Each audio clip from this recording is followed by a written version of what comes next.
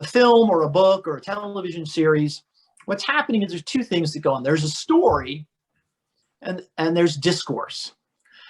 A story is just what happened.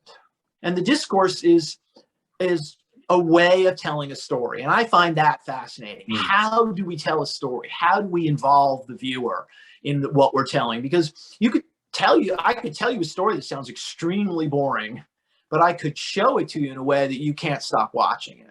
And that's fascinating to me.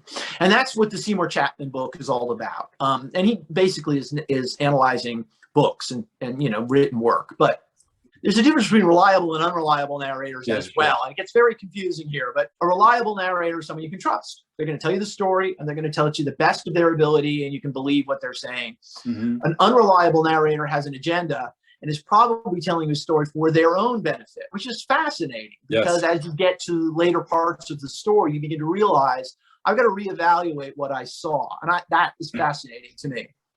That's a little different between omniscient and covert.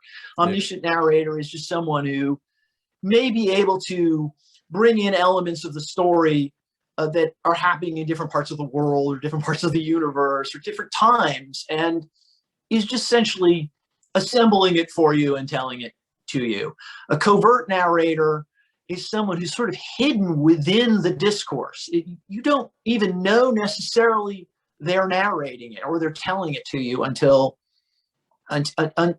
you may never know, which is a possibility, but you may be able to determine that there's something else going on. It gets a little confusing. It's difficult concept.